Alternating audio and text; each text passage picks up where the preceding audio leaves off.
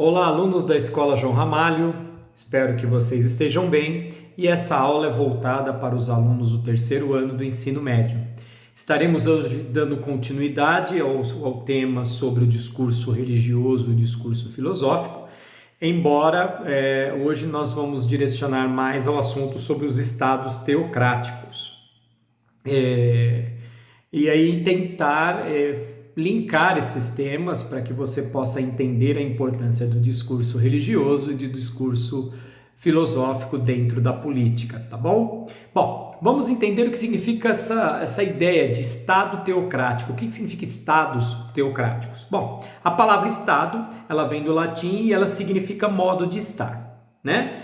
E o Estado, ele é uma estrutura própria, politicamente organizada, né? Ela é uma organização que ela tem como seu objetivo garantir o bem-estar da sociedade, o bem-estar do povo como um todo, né? Onde então nós temos os governantes e os governados, a fim de que tudo flua bem dentro do Estado para que a sociedade possa viver em harmonia e alcançar aí os seus objetivos e prosperidades e coisas afim, tá bom? Bom, então nós entendemos o que é Estado, uma pinceladinha aí, uma conversa bem rápida sobre o que é Estado. E o que é teocrático, né? Teocrático vem de teocracia. Teocracia são duas palavrinhas gregas. A primeira significa, né, tel, significa Deus, e cracia significa poder, né? Então, se nós juntarmos as duas palavrinhas, nós vamos ter governo de Deus ou governo divino, ok? Bom, então o que é Estado teocrático? É um Estado dirigido por Deus, um Estado dirigido pelo governo divino, ou seja, é um sistema de governo onde o poder político, jurídico e religioso são regidos por Deus. Bom, mas Deus habita aqui? Deus habita de corpo presente, ele direciona diretamente para a gente quais são as regras, aquele Estado que é dirigido pela teocracia. Como é que Deus se manifesta? Como é que Deus se manifestava? E se manifesta, porque ainda existem estados teocráticos, mas como é que Deus se direciona com o povo para determinar as suas leis? Através do oráculo, ou através do profeta, oráculo, profeta, através de um representante de Deus na terra. E as leis são pautadas a partir das leis religiosas. Então, as leis de governo do Estado, as leis políticas do Estado, são pautadas sobre as leis religiosas. E essas leis religiosas são justificadas em nome de Deus. Deus determinou, Deus quis. Ou deuses, né? Eu falo Deus porque a gente vem muito da nossa concepção cristã, né? Porque a nossa sociedade é basicamente, na sua maioria, a sociedade religiosa, na sua maioria cristã, independente se é católico, kardecista, umbandista, evangélico, todos têm uma raiz dentro do cristianismo. Então, quando a gente pensa nas leis justificadas em nome de Deus, nós estamos pensando que Deus determina essas leis. Porém, em outros países, ou em outros estados, em outras histórias, no passado de estados teocráticos, eles também, esse atributo das leis serem pautadas na vontade de Deus, ou em nome de Deus, podem ser dito em nome de deuses. Daí vem a ideia do monoteísmo e do politeísmo, né? A própria palavra já nos leva a entender. Mono, único Deus, um único Deus. Politeísta, vários deuses. E aí vem aí vem a provocação, que eu não posso deixar de passar, quando eu vejo a música do Renato Russo, da banda Legião Urbana, ele dizia o seguinte: como pode ser um só Deus sendo três, né? E isso aí é uma provocação dentro do cristianismo, que nós temos dentro do cristianismo o Pai, o Filho e o Espírito Santo. Se nós somos monoteístas, como podem ter três deuses? Não são três deuses, três em um. E essa é a grande dificuldade de se explicar. As pessoas hoje têm respostas para tudo, está tudo muito fácil, todo mundo é muito entendido, mas saibam que somente no concílio, se eu não me engano, de Nicéia, 400 anos depois de Cristo, foi isso, é mais ou menos isso, que eles chegaram a uma concepção sobre o que é Trindade. Não é um assunto tão fácil, tão simples. Demorou-se muito tempo para que eles conseguissem encaixar a ideia de Deus Pai, Deus Filho e Deus Espírito Santo num único Deus. É muito problemático isso, porque uma vez que você é de uma religião da tradição judaica, aonde você vem com a ideia do monoteísmo, que é um único Deus, e aí você sofre a reforma romana, depois de Constantino, né? Quando Constantino declara a igreja, a religião de Jesus, ou a igreja cristã, a religião cristã como religião oficial de Roma, introduz-se dentro dessa religião chamada pelos judeus de seita, porque ela deriva do judaísmo, é uma das raízes que saem do judaísmo. Existiam outras, já existiam algumas raízes, mas o cristianismo é uma que sai de dentro do judaísmo. E aí, quando Constantino determina que o cristianismo se torna a religião oficial do Estado, olha que interessante, a religião oficial do Estado e que se governa junto com o Estado. Nós vamos falar um pouco mais sobre isso. E quando Constantino, então, determina que ela se torna a religião oficial, você introduz dentro daquele cristianismo que vinha vindo da tradição judaica muita coisa da religiosidade romana. Como, por exemplo, algumas datas comemorativas, o Natal, as datas, aquilo que nós chamamos de feriados, mas as datas muitas datas comemorativas dentro do cristianismo são datas que combinam com algumas datas da religião romana, né? E eles igualam as datas e trazem uma nova nomenclatura, uma nova roupagem para essas datas da religião romana, para que haja uma unificação entre a tradição das religiões romanas com a tradição do cristianismo, que está sendo adotada como uma religião oficial do Estado, mas esse não é um assunto tal, se não deixar aqui eu vou viajando. Bom, então a teocracia é o governo político, é o governo do Estado, que é aquele que busca soluções e o bem-estar para a população, é o governo do Estado pautado ou dirigido por um líder religioso que é representante de Deus na Terra, ou ele é um oráculo, um profeta, ou ele pode ser o próprio Deus encarnado. Por exemplo, os egípcios. Para os egípcios, Faraó era considerado como Horus, o Deus dos céus. Nós estamos em torno de 2.500 anos antes de Cristo. Para os egípcios, Faraó é um Deus que reencarna, né? Que é o Deus Horus. Nós temos, por exemplo, o Hammurabi, da Mesopotâmia.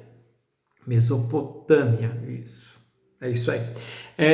No Império Babilônico, aonde ele recebe de Deus o Shamash, acho que é assim, Shamash, que é o Deus dos oráculos, as leis para poder determinar a equidade e justiça dentro do seu povo. E essas leis, elas estabeleciam as regras de vida e propriedade. Eram mais de 282 princípios.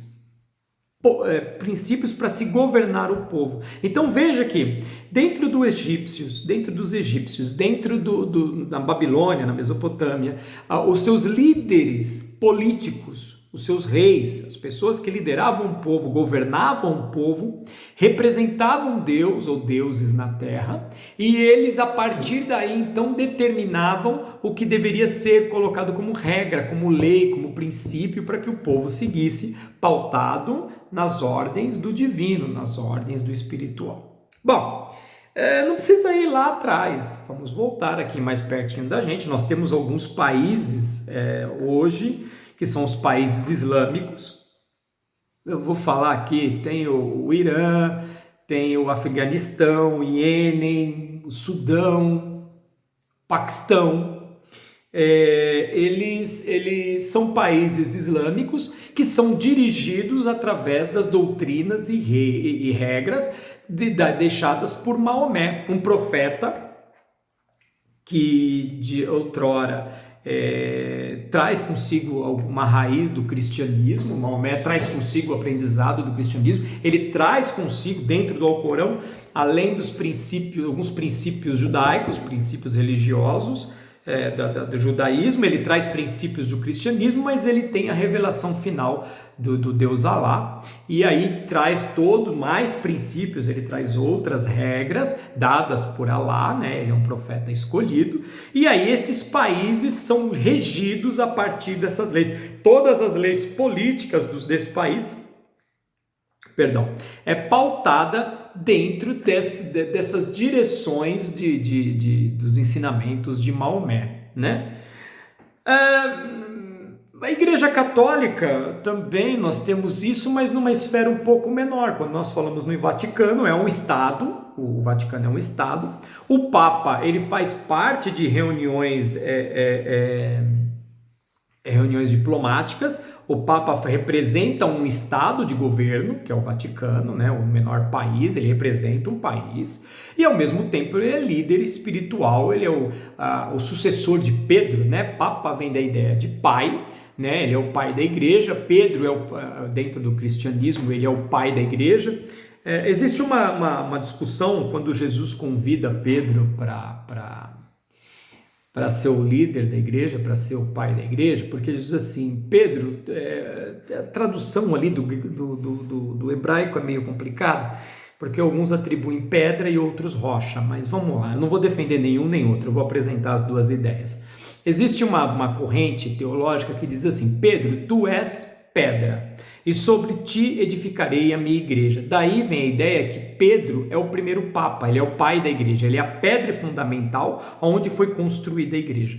Essa ideia de pedra, para vocês entenderem, meninos e meninas, faz o professor meio maluco, falando de pedra, o que tem a ver Pedro com pedra com igreja? Eu estou boiando. Bom, quando você vai lançar uma grande obra, uma construção, vai construir algo, nós temos a pedra fundamental. Tem um outro nome que me fugiu da memória agora. É a pedra... Não vou lembrar, mas vamos lá. Você tem a pedra que nós chamamos... É a pedra fundamental. É uma pedra simbólica dentro da igreja, como se fosse o alicerce daquela construção. Então, quando você fala em pedra... você está... a pedra significando o alicerce daquela construção, significando a estrutura, a pedra onde você vai apoiar toda a estrutura daquela construção. Quando Jesus disse isso a Pedro, ele diz assim, você é a pedra a qual eu vou construir a minha igreja, né? Você é a pessoa mais importante, depois que eu me for, você continuará o meu projeto, o meu trabalho, e você é a figura central do cristianismo após o próprio Cristo. A palavra não está aqui, mas não vem. A pedra... Depois não vai vir, não. Bom, enfim. Aí essa é uma tradução, dizendo, Pedro, você é pedra e sobre você edificarei a minha igreja. Bom, aí depois nós temos a pedra... Então, nós temos a pedra fundamental, que é aquela pedra que a pedra... primeiro bloco, a primeira pedra que se coloca para iniciar a construção. Lembre, pedra angular é o outro tema que eles usam, porque é uma pedra de canto e é como se ela simboliza como se a construção começasse ali e todo o alicerce começasse ali, né? Lembre-se que as construções eram feitas em pedras, né? Então é a pedra principal, a pedra de base, lembrei. Bom, enfim, então Pedro, ele é considerado a pedra fundamental, a pedra inicial da igreja, mas na segunda tradução, a pedra, quando o texto diz sobre pedra, ele diz assim, Pedro, tu és pedra, e sobre essa rocha edificarei a minha igreja. Existem duas correntes. Quando você fala Petros, né, Pedro, pedra, você é pedra, e sobre essa pedra edificarei a minha igreja, você direciona a responsabilidade sobre Pedro, e ele é o alicerce da igreja. Quando diz assim, Pedro, você é pedra, e sobre essa rocha edificarei a minha igreja, ele está falando sobre outro tipo de pedra, não a pedra Pedro, né, no caso, não Pedro como a pedra fundamental, direciona a pedra fundamental a Cristo. São duas correntes teológicas, não tem nada a ver com a nossa ideia, mas só para elucidar como é complicado o discurso religioso. Como eu havia dito na aula passada, o pessoal simplifica muito o discurso religioso, mas quando você parte para uma leitura mais detalhada, quando você vai estudar os textos de uma maneira mais profunda, ele é muito complicado. Embora ele seja pautado, baseado em fantasias, existe uma parte científica para que se possa tentar entender o que aquele povo estava dizendo. Saibam que nem todo discurso religioso ele é literal, nem todo discurso religioso é no sentido figurado. Existem muitos discursos dentro dos textos religiosos que eles são morais, que eles trazem consigo uma conotação de moralidade, uma conotação de política, uma conotação de educação, inclusive de saúde, né, de higiene. Se você pegar os textos, é muito legal isso. Eu falo para o pessoal assim, falo, olha cara, você não precisa ter fé para ler a Bíblia, você não precisa ser nenhum religioso. Mas se você pegar o livro, por exemplo, de Provérbios, ele é um livro extremamente bacana para você entender sobre as coisas da vida, sobre causa e efeito, né? Sobre as consequências das escolhas, quer sejam boas ou ruins. Quando a gente fala em consequência, a gente só pensa em coisa ruim, não. Tem consequência boa quando você faz a escolha correta, né? Bom, mas enfim, dando sequência. Então nós estávamos falando sobre Pedro, o Papa, né? O Papa, então, ele é o sucessor de Pedro. Olha a figura papal, como ela é importante dentro dessa ideia do cristianismo. Eu estou falando de uma religião que representa 1/3 da população mundial.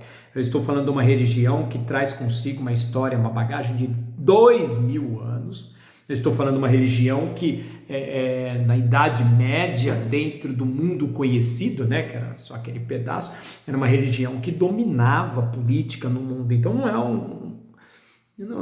ela tem um conteúdo, uma bagagem histórica muito grande. Então a responsabilidade desse líder religioso chamado de Papa é muito grande, porque ele é o representante de Deus na Terra. Ele, de acordo com a tradição católica, ele é o sucessor de Pedro. Pedro morre, entra outro morre, entra outro, até que nós chegamos no Papa atual. E ele é a representação de Deus na Terra, e ele senta na cadeira representada por aquele homem que foi escolhido por Jesus para ser a pedra angular, lembrei a palavra, agora não esqueço mais, ou a pedra fundamental da igreja. Bom, entendemos a ideia do Vaticano, a gente entendeu um pouquinho a ideia de Estado, entendemos um pouquinho a teocracia, que é quando o povo é dirigido a partir de um oráculo, a partir de um representante de Deus na Terra, e as suas regras políticas, suas regras sociais são pautadas em leis espirituais, em leis pautadas dentro das leis religiosas ditas por Deus. Bom, aí a partir dessa ideia, a gente tem um tipo de governo que é a junção das duas coisas. Nós temos a junção do líder religioso e do líder político numa única pessoa. O nome disso é cesaropapismo. Vou tentar de novo. Cesaropapismo. Agora saiu. Cesaropapismo. É uma palavra meio complicada, mas quando você divide, ela fica muito simples. Jesus disse num dos seus textos assim: dai a César o que é de César e dai a Deus o que é de Deus. Quando ele foi confrontado sobre deveriam pagar os impostos aos romanos, eu não sei se vocês conhecem essas histórias, mas diz o seguinte: os fariseus lá, e os líderes religiosos judaicos queriam pegar Jesus, viviam querendo fazer pegadinha. Gente, eu conto as histórias, não sou religioso, mas como eu falei para vocês, eu estudei um pouquinho disso e eu gosto do assunto. Independente de fé, minha fé não interessa para ninguém, acho que nem para mim mesmo, porque eu não sei como é que ela anda, é meio maluca. Bom, os meus alunos já me conhecem, e a minha fé é problema meu, se é que eu tenho, e, enfim, mas eu gosto de contar as histórias. Eu digo que nos mitos nos contos mitológicos, religiosos, sempre tem um fundo de verdade para a gente aprender, né? Então, nessa passagem, Jesus ele é confrontado dizendo o seguinte: os judeus eles estavam pé da vida. Estou em vídeo, não posso falar palavrão. Pé da vida, apesar que na sala de aula também não, né? Eles estavam pé da vida porque eles trabalhavam e os romanos cobravam os impostos altíssimos, né? Engraçado, parece que uma coisa que a gente vive hoje, 32% de tudo aquilo que a gente ganha, alguma coisa parecida com, dependendo do produto que a gente consome, 40% de imposto. Sei não, tem muita diferença do que os caras viviam, não. Desculpa aí, escapou. Mas voltando, eles cobravam os impostos, os romanos cobravam impostos, e aí os fariseus falaram assim: então, Jesus, é o seguinte, o que você tem a dizer dos impostos que os romanos cobram dos judeus? E aí Jesus está diante da multidão e vem a situação: bom, se eu defender com a ideia contra os impostos, eu vou arrumar confusão com os romanos. Os soldados estão ali, vai chegar no ouvido do governo e eu vou ter problema. Se eu defender os romanos, eu vou ter problema com esse povo que está começando a acreditar em mim como um profeta. Qual foi a saída dele? Ele pediu uma moeda, e quando deram a moeda, ele perguntou, não sei se pegou na mão, não lembro, mas quando pegaram a moeda, ele perguntou assim: qual o rosto estampado na moeda? É o rosto de César. Bom, se o rosto é de César, dai a César o que é de César e dai a Deus o que é de Deus. O que tem a ver essa historinha com o nosso aqui? Bom, quando eu falo essa palavra cesaropapismo, agora saiu, cesaropapismo, me remete à ideia de César, né? E me remete à ideia de Papa. Então são duas palavras, Caesar e Papa. São duas palavrinhas. Quer dizer, César, autoridade política, e Papa, que é a máxima autoridade religiosa. Então, houve um período na história onde os governos, eles criaram uma posição de um governo onde ele tinha a autoridade política de César e também tinha autoridade sobre a igreja, sobre o Papa, embora tivesse o Papa, mas ele tinha autoridade sobre as ideias da igreja. Então esse era o máximo da autoridade da época. É claro que os sacerdotes, toda a igreja, toda a cúpula da igreja, se não me engano é escolástica a palavra, eles não aceitaram muito bem isso, eles não gostaram, é óbvio, você tem uma pessoa que além de líder político quer vir mandar dentro da igreja. Bom, esse é uma outra coisa. Um outro período que viveu muito na história, esse rendeu bastante, é o absolutismo, onde você tinha o rei, que ele era escolhido por Deus. Adivinha quem é que colocava as mãos sobre o rei e o ungia como escolhido por Deus para ser o líder político diante do povo? A igreja.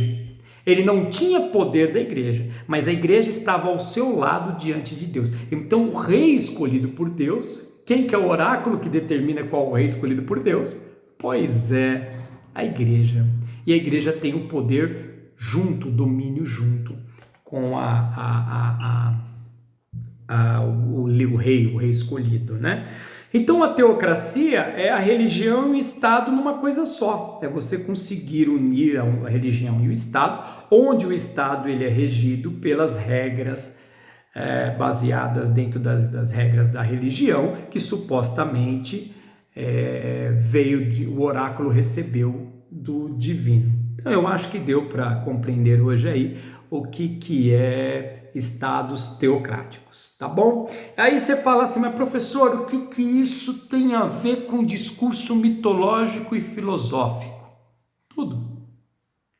Porque a partir do momento que você usa o discurso, quer seja ele, vamos falar primeiro do religioso, né? O discurso religioso, mitológico ou teológico, a partir do momento que você sai do discurso religioso e você usa esse discurso para dominar o povo, você está formando um estado teocrático, onde as regras da sociedade, tudo que vai reger dentro da sociedade, está pautado dentro das convicções religiosas daquele povo. Então, um discurso religioso tem muita força aí. Não é à toa que nós temos, eu não vou falar em números exatos, mas 1/3 do mundo cristão. 1/3 do mundo religioso, tá? 1/3 do mundo, se não me engano, é hindu, né? E o outro 1/3 é islâmico. Não exatamente na mesma proporção, mas é bem próximo isso, não existe muita discrepância. Então o discurso religioso ele é muito forte e ele é muito presente no campo da política, né? Eu até tenho uma brincadeira que diz que se teocracia é um governo dirigido por Deus, democracia é um governo dirigido pelo... Não é demônio, gente, é pelo povo, é onde o povo tem o poder, o povo tem o governo, né? E nós fazemos isso através das nossas escolhas e nossos votos. E aí eu fico preocupado porque nós escolhemos a partir dos discursos que nós ouvimos. Se eu sou muito bom para criticar o discurso religioso, será que eu sou bom para criticar o discurso filosófico? Qual o discurso que os nossos políticos usam para nos convencer? A eleição está chegando aí, daqui 3 meses, né? Junho, julho, agosto, setembro, daqui 4 meses, outubro. Exatamente 4 meses nós teremos eleição. Como é que os nossos candidatos, os nossos governantes ou futuros governantes, eles nos convencem a votar neles, a escolhê-los como governantes e nós governados? Olha que interessante, quando você escolhe um governante, você escolhe quem vai te governar. Você se torna governado na mão daquele governante, você escolhe o seu líder. Qual o discurso que eles usam para nos convencer? O discurso filosófico. E dentro dessa área, existe a capacidade do convencimento, a oratória. Eles conseguem nos convencer e levar o nosso voto. E eu aprendi com essa vida que não é porque a pessoa é simpática, não é porque ela é divertida, não é porque é bom estar com ela, não é porque ela fala bem, não é porque ela te convence, não é porque você tem uma sensação agradável de estar perto dela que ela é uma pessoa boa.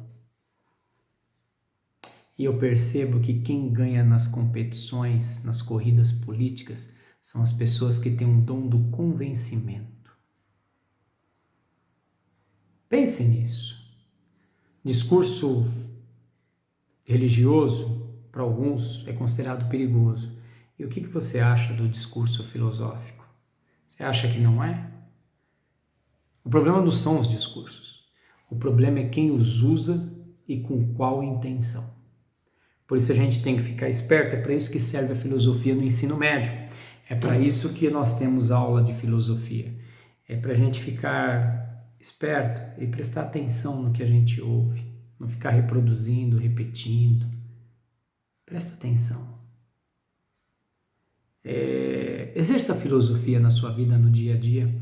Exerça a filosofia ao ouvir música. Presta atenção se aquilo que estão falando é de fato aquilo mesmo. Esses dias eu vi eu tô ficando chato. Eu vi bom, quem me conhece sabe que eu já sou mesmo. Mas eu vi um repórter falando assim que tinha um caminhão, uma caminhonete do Corpo de Bombeiro resgatando um carro que estava em cima de uma mureta de proteção para não cair dentro do rio. Então o carro atravessou, ficou uma roda para o lado do rio e as outras rodas para o lado ainda da rua, da avenida. E aí o cara pendurou, levou um cabo de aço, amarrou no carro e puxou, né? E aquele cabo de aço estava ligado a como é que é o nome, gente? A um guincho da caminhonete. Então você tem uma caminhonete com um guincho, um cabo de aço conectado no cabo e ele começou a puxar. E aí o repórter falou assim, esse cabo de aço eles conseguem puxar até 5 toneladas com esse guincho. Eu não sou da área de física, mas que eu saiba, uma caminhonete não pesa 5 toneladas. E aí como é que a gente se torna chato? E a filosofia faz isso com a gente, porque você começa a ouvir o que as pessoas falam e começa a prestar atenção. O cara falou assim, eles conseguem puxar 5 toneladas com esse guincho. Bom, consegue puxar 5 toneladas com esse guincho se aonde o guincho estiver preso for mais do que 5 toneladas. Porque se ele pegar um guincho e puxar 5 toneladas, mas a base onde o guincho está presa, que é a caminhonete, pesar menos de 5, ele vai puxar a caminhonete. Em vez dele resgatar o outro veículo de 5 toneladas, ele vai acabar derrubando os dois. E o que isso tem a ver com política? Tem a ver com Estado teocrático? Tem a ver com filosofia? Tudo. Porque quando você começa a prestar atenção no que estão te falando, tentando te convencer, tentando te embrunhar, tentando te enrolar, você vai ficando esperto. E a filosofia está aí para isso. Ouça. Presta atenção. Tire suas conclusões com calma. Eu gosto muito dos antigos quando eles falam que nós temos 2 ouvidos e uma boca, que significa que é para a gente ouvir mais e falar menos. Precisa pensar, tem que ouvir e entender o que você está ouvindo. Né? Você precisa assimilar, compreender. E se você não sabe do assunto que estão te falando, vai pesquisar, mas não numa fonte só. Vai mais além. Né? E é isso. Muito obrigado, boa noite para vocês. Dúvidas, nós estamos lá no grupo de WhatsApp de filosofia da nossa escola e também no chat. Aguardo vocês nas nossas aulas no chat e no aplicativo do Governo do Estado. Um abraço a todos, boa noite.